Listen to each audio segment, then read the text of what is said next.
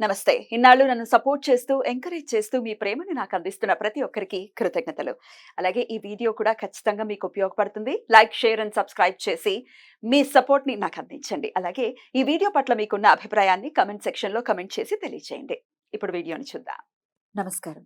సుమారు 40 సంవత్సరాలుగా భారత్, టిబెట్, నేపాల్ ప్రాంతాలలో విస్తరించి ఉన్న హిమాలయ గుండె గుహలలో వారు తపోయాత్రలు సాగిస్తూ ఎన్నో శాస్త్రాలను అధ్యయనం చేసి వాటి రహస్యాలను నిగూఢంగా తెలుసుకుని వారి దేహాన్ని ప్రయోగశాలగా మార్చి హిమాలయాల్లో ఎందరో మునులు, యోగులు, ఋషులు తపమాచరించిన ప్రదేశాలకు వెళ్లి ఆయా ప్రదేశాలలో వారు తపమాచరించిన ఆయా పవిత్ర స్థలాల్ని ఎంచుకుని అక్కడున్నటువంటి శక్తి కేంద్రాలను ఆ శక్తిని అనుభవపూర్వకంగా పొంది తీరాలనే పట్టుదలతో ఎన్నో సంవత్సరాలుగా ఎన్నెన్నో నియమ నిష్టలతో కఠోర సాధనలు సాగించి అనేక సాధన రహస్యాలను అనుభవపూర్వకంగా తెలుసుకున్న మహా వ్యక్తి హరి ఓం హిమాలయ యోగి సౌర పీఠాధిపతులు సద్గురు శ్రీ శ్రీ శ్రీ యోగి ప్రభాకర్ జీ. వారు ఇవాళ మన స్టూడియోకి విచ్చేయటం జరిగింది. వారితో అనేక విషయాల్ని ఇప్పుడు చర్చిద్దాం. స్వామి నమస్కారం. మిమ్మల్ని కలవటం చాలా చాలా సంతోషంగా ఉంది. సమయం ఇచ్చినందుకు కృతజ్ఞతల్ని తెలియజేస్తూ కఠోర సాధనలు చేశారు అని మీ గురించి నేను చదవటం జరిగింది. అది ఆషామాషి సాధనలు కూడా కాదు. సుమారు 40 సంవత్సరాల పాటు హిమాలయ ప్రాంతాలలో సాధనలు చేసినట్టుగా చదవటం జరిగింది. అయితే పామరులకి సైతం అర్థమయ్యేటటువంటి రీతిలో మీ సాధనల గురించి ఏమైనా చెప్పగలరా? మేము వినొచ్చా మేము? తప్పకుండా. అయితే హిమాలయ పర్వతాల్లో సాధన చేయడం అనేది కష్టసాధ్యమైంది. కానీ భారతీయ సనాతన సాంప్రదాయంలో మన ఋషులందరూ కూడా అక్కడికి వెళ్ళిన తర్వాతే సంపూర్ణమైనటువంటి ఒక స్థితిని, ఆధ్యాత్మిక ఉన్నతిని పొందడం మనం అందరం చూస్తూనే ఉన్నాం. ఏమిటి ఆ ప్రదేశానికి ఉన్నటువంటి అంత ప్రత్యేకత? కైలాస పర్వతం ఉండటమా లేక ఇంకేదైనా?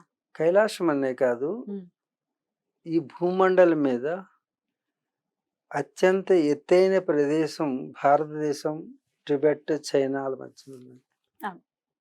మనం ఏదైనా ఒక విషయాన్ని చూడాలన్నా, ఒక విషయాన్ని ప్రసారం చేయాలన్నా లోయలో ఉంచి చేస్తామా, ఎత్తైన ప్రదేశంలో ఉంచి చూస్తామా? ఎత్తైన ప్రదేశం. అదే దానికి మూల కారణం. సాధనానికి ఎత్తైన ప్రదేశాన్ని ఎంచుకుంటాం.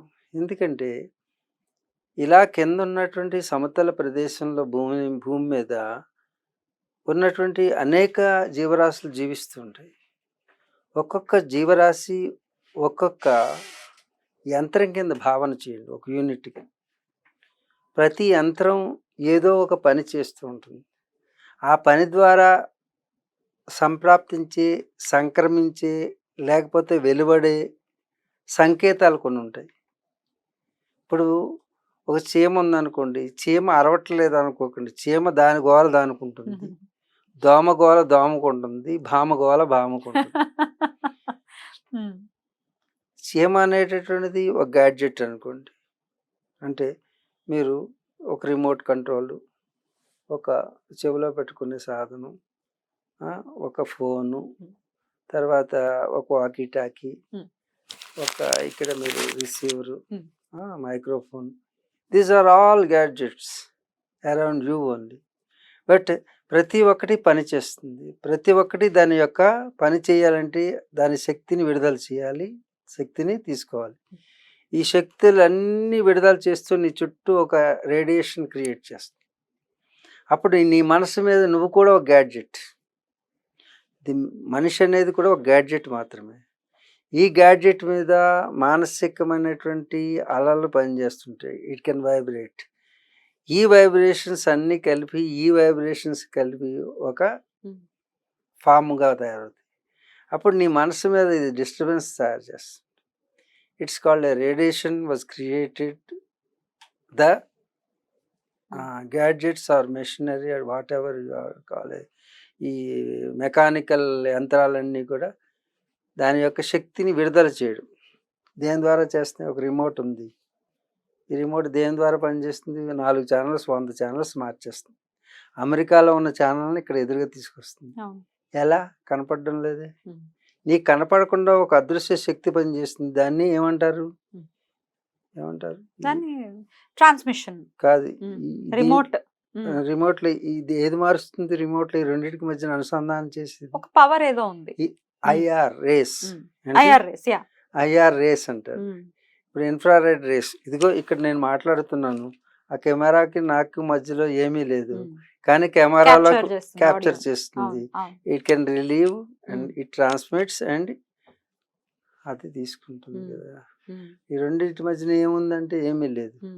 ఏమీ లేనట్టుగా కనపడుతూ ఉన్నటువంటి నీకు అన్నీ ఉన్నాయని తెలిసిందా ఇప్పుడు? అంటే IR is working, infrared rays are working. ఈ ఇన్ఫ్రారెడ్ రేస్ ఏమవుతుంది? ఈ మధ్యలో ఎవరున్నా సరే వాళ్ళ మీద వెళ్తుంది కదా.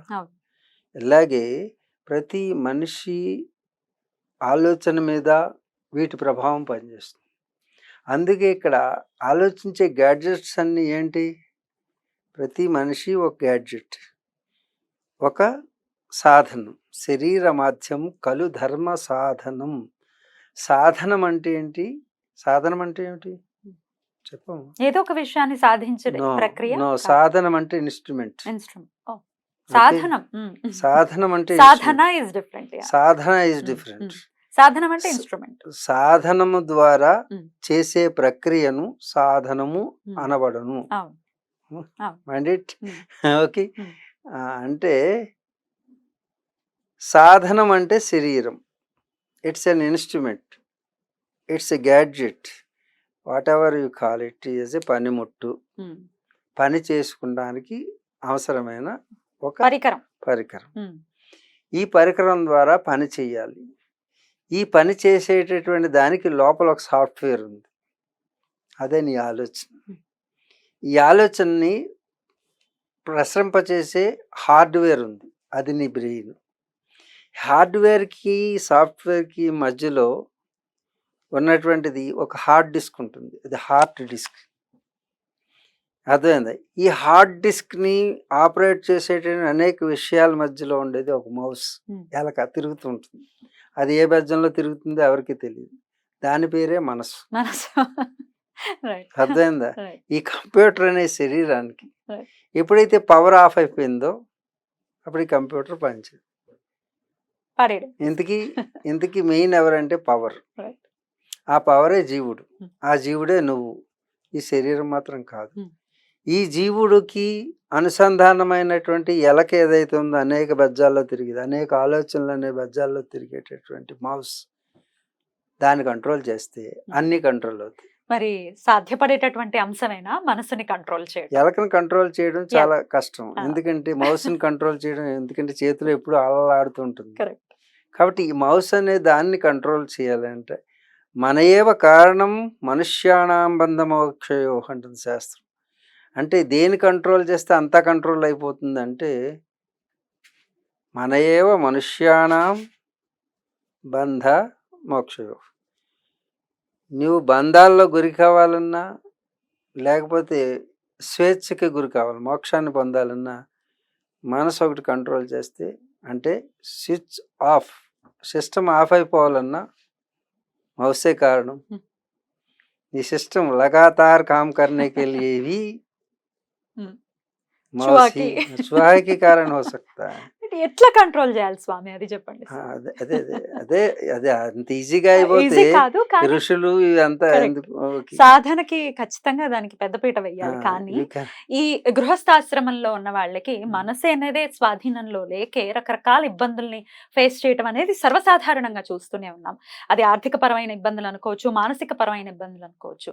మరి అన్నిటికీ సమాధానం మనసే అయినప్పుడు అసలు ఫస్ట్ స్టెప్ ఎలా వెయ్యాలి టు కంట్రోల్ మనసు? అసలు ముందు మనసు అంటే ఏమిటో చెప్పు. ఇప్పుడు చెప్పారు కదా ఎలక అని. మనసు కంట్రోల్ అవ్వట్లేదని. అదే ఆలోచనలు కంట్రోల్ అవ్వట్లేదు. ఇప్పుడు గృహస్థాశ్రమంలో కానీ ఏ ఆశ్రమంలోనైనా మనసే కంట్రోల్. మనిషికి మనసు అనేది ఉంటుంది. ఆ మనసు ఏమిటి? ఏ మనిషి అని చెప్తున్నారా?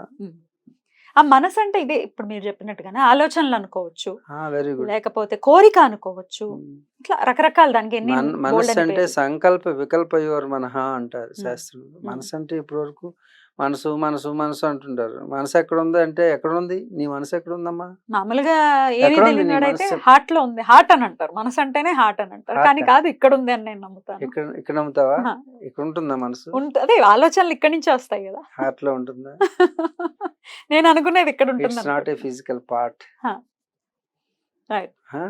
అరూప రూప ఇది. హార్ట్ లో ఉండడానికి it is not a physical part. Right. We may not visualize. Right. Right. మనం ఎప్పటికీ దాన్ని చూడలేం. Hmm. కాబట్టి Hmm. నీ ఆలోచనని ఎవరు చూడగలుగుతాడు? అవును. సంకల్ప వికల్ప అయ్యేవారు మనహ. ఆలోచన అనే నువ్వు నడకను ఎప్పుడైనా చూసావా? నువ్వు Hmm.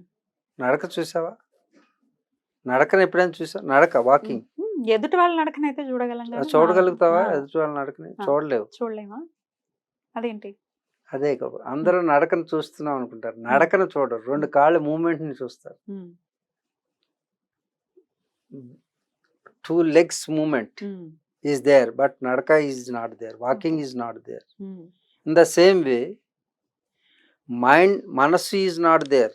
మనసు లేదు, ఆలోచనలు ఉన్నాయి. ఉమ్, ఆలోచనలు నువ్వు ఐడెంటిఫై చేయగలుగుతావు కానీ మనసుని ఐడెంటిఫై చేయలేవు. Hmm.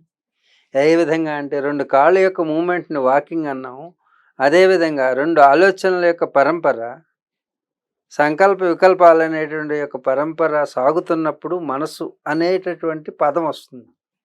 అసలు మనసు లేదు నిజానికి. ఉమ్, ఉమ్. ఆలోచనల యొక్క పరంపరే మనసు. మరి ఆలోచనల్ని మరి కంట్రోల్ చేసుకోవటం ఎలా? అసలు కంట్రోల్ అయిపోయిందంటే దాని పేరు సమాధి. ఓకే.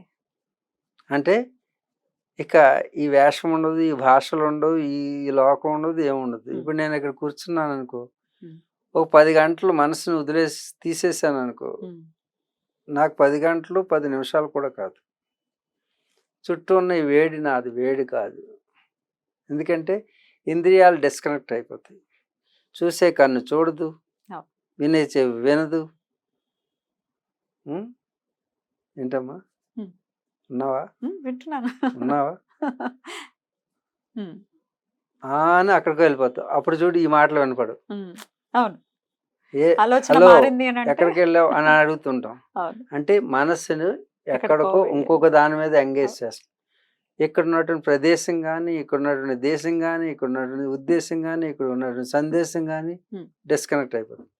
అంటే ఈ భౌతిక ప్రపంచానికి కనెక్ట్ అయి ఉండేటటువంటిది ఎవరు? మనసు. లింక్ అయ్యేది. నువ్వు నీ భర్తని భర్త అనుకుంటున్నావు కాబట్టి భర్త అయ్యాడు, అనుకోకపోతే భర్త కాడు. భర్త అయినప్పటికీ నీ కొడుకు, నీ కడుపున పుట్టిన కొడుకుని కొడుకు అని అనుకుంటే నీ కుమారుడు పుత్రుడు అవుతాడు. అనుకునేది ఎవరు? ఆ కల్పన చేసేది మనసు. It was recorded there. ఆ కల్పనలో సుఖం ఉంది అనుకున్నావు అనుకో, మంచి కష్టాన్ని కూడా సుఖంగా భావన చేస్తావు. ఆమె అదే మనసులో సుఖాన్ని ఒళ్ళు మండిపోతుంది అన్నావు అనుకో, ఒళ్ళు మండిపోతుంది. అనుకుంటే నువ్వు అనుకుండంలోనే ఉంది. ఈ అనుకునేది ఏదైతే ఉందో ఆ అనుకునే స్థితి పేరు మనసు. కానీ మనసు అంటూ ఒక గ్యాడ్జెట్, ఒక బ్రెయిన్ లాగానో, ఒక హార్ట్ లాగానో, it is not a physical part. అది ఇప్పుడు మనం బెజ్జాల్లో దూరిపోయి ఎవరికి కనపడకుండా ఉన్న పంటను నాశనం చేసేటువంటి ఎలకను పట్టుకోవాలి వ్యవసాయంలో. ఇది వ్యవసాయం. వ్యవసాయాత్మిక బుద్ధి ఏకీచ కురునందన అంటాడు పరమాత్మ. వ్యవసాయం చేసేవాడికి ఒక ఆలోచనే ఉంటుంది, ఏ వ్యవసాయం చేయనివాడికి అనేక ఆలోచనలు ఉంటాయి. ఇప్పుడు మనం వ్యవసాయం చేయాలి. వ్యవసాయం చేయడమే సాధన. వ్యవసాయం అంటే ఏంటి? ఈ క్షేత్రం అనే దాన్ని దున్నాలి. దున్నితే పంటను బయటికి తీయాలి. ఆ పంటే మోక్షం. అంటే పంట వస్తే స్వేచ్ఛగా ఉంటాం, పంట లేకపోతే స్వేచ్ఛ ఉండదు, తంటాలన్నీ. అంతే కదా. ఆ పంటను బయటికి తీయాలి. క్షేత్రం అనే శరీరాన్ని దున్నాలి. అర్థం. బుద్ధి అనే నాగలతో దున్నాలి. దున్నితే సీత అనేటటువంటి పంట బయటకు వస్తుంది. రాముడికి సమర్పిస్తే అది ప్రసాదం అవుతుంది. అప్పుడు స్వేచ్ఛ ఉంటుంది, అది కళ్యాణం అవుతుంది. ఈ విధంగా మన యొక్క పురాణ ఇతిహాసాలలో నీవు మనసును కంట్రోల్ చేసే విధానం నేర్పారు. మనసు అంటే ఏంటి? చక్కగా ఉండి సీతని అనుభవిస్తున్నటువంటి రాముడికి ఆ సీతని దూరం చేయడానికి వచ్చేటటువంటి విలన్ ఎవరైతే ఉన్నాడో వాడు ఎలక, వీడు రావణాసురుడు. మనసు. మనసు మనసు ఏం చేస్తుంది? విడదీస్తుంది సుఖాన్ని. రెండు కలిసి ఉన్నటువంటి ఆత్మ పరమాత్మను విడదీస్తుంది. సీతారాములను విడదీయడానికి వచ్చినటువంటి అంచేత అలాంటి దాన్ని కంట్రోల్ ఎలా చేస్తుంది? అది దశకంఠుడు. ఎవరు? ఎలా కంట్రోల్ చేయాలి? 10 గంటలు ఉన్నాయి. రావణుడు. రాముడు బుద్ధివంతుడు. రాముడు భార్యని తీసుకుపోయాడు. రాముడు భార్య ఏంటి? రాముడు అంటే ఆనందరాముడు. మన ఆనందాన్ని దూరం చేసుకుపోయాడు. రమ అంటే ఆనందం. రమ అంటే ఎవరు? సీత. సీత. రమ అంటే ఎవరు? రమను అనుభవించే వాళ్ళు ఎవరు? రాముడు. రమ అంటే సీత. సీతని ఎప్పుడు అనుభవించదగిన వాడెవరు? సీతని ఎవరు అనుభవిస్తున్నాడో వాడు పేరు రాముడు. అంతేగాని రాముడు కాబట్టి సీత అని కాదు. రమ అంటే ఆనందం. నీ స్వస్వరూపం ఆనందం. మనిషి అయి పుట్టిన ప్రతి ఒక్కరికి సీత ఉన్నది లోపల. క్షేత్రంలో సీత ఉన్నది. క్షేత్రం అంటే శరీరం. ఈ శరీరంలో సీత ఉన్నది. సీతను దాచివేయబడింది. ఎవరి చేత? దశకంఠుడి చేత. వాడు రావణుడు. వాడు మనసు. మన మనసు గురించి చర్చిస్తాం కానీ ఆత్మ గురించి ఎప్పుడు చర్చించు. ఆత్మ సీత, పరమాత్మ రాముడు. ఈ సీత ఎవరికి చెందింది? పరమాత్మకు చెందింది. బంధించబడింది ఎక్కడ? లంకలో. లంక అంటే శరీరం. శరీరం అనే లంకలో బంధించబడినటువంటి సీతని తిరిగి తీసుకుని వెళ్ళి రాముడికి అర్పిస్తే అప్పుడు మనసు బంధించబడితేనే కానీ, మనసును వధిస్తేనే కానీ ఇది జరగదు. ఇప్పుడు శరీరంలో మనసు యొక్క గొప్పతనం ఏంటి? రావణుడు ఏలుతున్నటువంటి రాజ్యం ఈ శరీరం. ఇది లంక. ఈ లంక నిర్మాణం దశకంఠములతో ఉన్నది. దశకంఠములు అంటే చక్షురేంద్రియములు, శ్రోత్రేంద్రియము, ఘ్రాణేంద్రియము, రసేంద్రియము, త్వగేంద్రియం అని పంచ జ్ఞానేంద్రియములు. పంచ కర్మేంద్రియములు పాణి, పాద, వాణి, అలాగే ఉపస్థితేంద్రియము, గుదేంద్రియము, దశేంద్రియములు. వీటితోటే ఈ శరీరం అనే సామ్రాజ్యం నడుస్తూ ఉంటుంది. దానికి ఇష్టమైనవి అన్నీ కూడా వీటి ద్వారా నిర్వర్తించుకుంటుంది. బయటికి కనపడ్డు రావణుడు. లంక అంతా కూడా ఎదురుగా సీసీ కెమెరాలు పెట్టాడు పైన లంకకి. సప్తప్రాకార నిర్మితమైనటువంటి లంక. పైన ఉన్నటువంటి గోడ బంగారు సువర్ణ లంక. ఇది దీన్ని చూసే మురిసిపోతుంటాం. అమ్మాయి అందంగా ఉంది, అబ్బాయి అందంగా ఉన్నాడని పాపం సంసారంలో దిగిపోతుంటారు. ఈ పైన ఉన్నటువంటి త్వగేంద్రియం చూసి బంగారం అనుకుని, అదే శృంగారం అనుకుని, అదే సింగారం అనుకుని ఈ సంసారంలో దిగిపోతూ రాముని చేత బంధించబడుతున్నారు. లంక అనేటటువంటి 7 layers ఆఫ్ స్కిన్, 7 ప్రాకారాస్. ఈ 7 గోడలు దాటితే లోపల మనసు ఉన్నది. అదే 7 గోడలు దాస్తే భగవంతుడు ఉన్నాడు, ఆత్మ ఉన్నది, పరమాత్మ ఉన్నాడు. అందుకే ఆలయాలకు సప్త ప్రాకార నిర్మాణం జరుగుతుంది. 7 గోడలతో కూడుకున్నటువంటి శారీరక స్థితిని దాటు, ఈ పాదార్థిక స్థితిని దాటి పారమార్థిక స్థితికి వెళ్ళు అని చెప్పడానికి 7 గోడలు మన యొక్క ప్రాకారాలు నిర్మించారు. అలాగే లంకకి 7 ప్రాకారాలు ఉండడానికి కారణం ఇది. ఒక్కొక్క ప్రాకారంలో ఉన్న వాటిని వివరణ చేస్తే మన యొక్క మనసును బంధించే విధానం వస్తుంది. లంకలో రావణాసురుడు ఉండే ప్రదేశం పేరు పుష్పక విమానంలో ఉంటాడు. ఆయన దేంట్లో ఉంటాడు? అది నేల మీద ఉండదు. లంక అంతా సముద్ర మధ్యలో ఉంది. మళ్ళా ఆ లంకలో ఉండేటటువంటి పుష్పక విమానం గాలిలో తేలియాడుతుంటుంది. గాలిలో తేలియాడేది ఎవరు? మనస్సు. దాంట్లో ఆలోచనల పరంపర కొనసాగుతూ ఉంటుంది. అది ఇక్కడ ఎలకని చెప్పుకున్నాం, మౌస్ అని. ఎలక ఏ బెజ్జంలో దొరుకుతుందో, క్షేత్రం అనేటువంటి పంట పొలంలో పంటనంతా పెంట చేసి కనపడకుండా ఉంటుంది. కష్టపడిందంతా దోచేస్తుంటుంది. ఈ శరీరంతో కష్టపడిందంతా దోచేసేటటువంటి ఆలోచనల పరంపరే అనవసరాలు ఖర్చు పెడుతుంటుంది. ఎవరో మోసం చేస్తుంటే ఆ మోసానికి గురి అయిపోతుంటుంది. షార్ట్ కట్లో నువ్వు 1,00,000 రూపాయలు పెడితే 10 లక్షలు వస్తాయంటే 1,00,000 రూపాయలు పోగొట్టుకుంటాడు కష్టపడి. ఎవరు కారణం దీనికి? నీ ఆలోచనల పరంపర కారణం. ఇది జరగదని తెలుసున్నా సరే జరుగుతుందేమో అని విశ్వాసం. ఎవరు నమ్మిస్తున్నారు? మోసం చేస్తున్నారు నీ మనసు. ఎవరో మోసం చేయరు బయట వాళ్ళు. బయట వాళ్ళు నిన్ను ఎవరు మోసం చేయలేదు. నువ్వు మోసపోవడానికి సంసిద్ధుడై ఉన్నావు కాబట్టి మోసం చేస్తారు. కాబట్టి దీన్ని కంట్రోల్ చేయడం పురాణ ఇతిహాసాలు చదువుకోవటమా, లేకపోతే ధర్మాచరణ చేయటమా? అసలు ఎలా కంట్రోల్? అదే కదా, అందుకే శృతి, స్మృతి, పురాణ ఇతిహాసాలు అని వచ్చినాయి.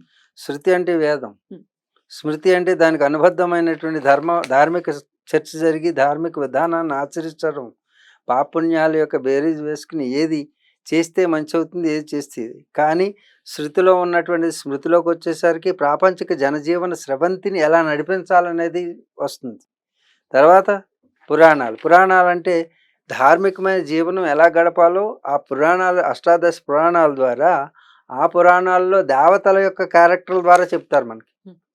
ఏది చేస్తే ఎలా పనిష్మెంట్ ఉంటుందో. ఆ తర్వాత కాలం మారుతూ వచ్చింది, దేవతలు అందరూ పోయారు, దేవతలు రావడం మానేశారు భూలోకానికి. ఇప్పుడు దేవతలు అయిపోయిన తర్వాత రాజులు వచ్చారు, పౌరాణిక గాథలు అంటే సోషియో ఫ్యాంటసీ స్టార్ట్ అయింది. అప్పుడు క్యారెక్టర్లు ఎలా ఉంటాయి? పురాణాల తర్వాత ఇతిహాసాల్లోకి వచ్చి రాముడి వేషధారణలో, సీత వేషధారణలో అదే ధర్మాన్ని తీసుకుని వచ్చి డ్రమటైజ్ చేసి డ్రామాయణం చేసి మనకు అందించారు. ఇలా ఇదిగో ఈ క్యారెక్టర్ ఇలా ఉంటే నేను పతితలు ఉన్నా చంపేస్తారు, ఇలాంటి తప్పు చేయకూడదని మనకు నేర్పడం కోసం ధార్మిక జీవనాన్ని వచ్చినవి ఇతిహాసాలు. ఇతిహాసాల్లో రామాయణ మహాభారతాలని అర్థమైంది. తర్వాత ఆగమాలు, శృతి, స్మృతి, పురాణ, ఇతిహాస. ఇతిహాసాల తర్వాత ఆగమాలు వచ్చినాయి.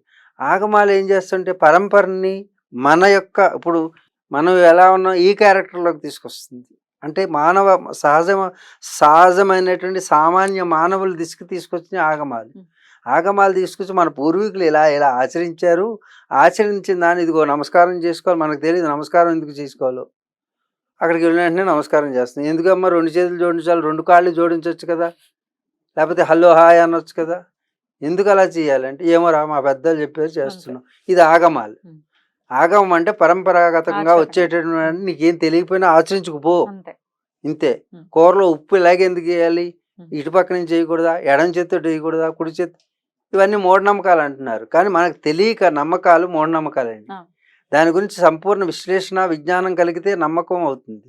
అది తెలియకుండా చేస్తే మూఢనమ్మకం అవుతుంది. కనీసం మంచి పని మూఢనమ్మకంగానే చెయ్యి, దాని ఫలితం నీకు తెలిసినా తెలియకపోయినా వస్తుంది, మంచిగా వస్తుంది. నీకు తెలియకపోతే నమ్మకం మూఢనమ్మకం అవుతుంది. పోనీ మూఢనమ్మకమే కానీ ఆగమం అవుతుంది.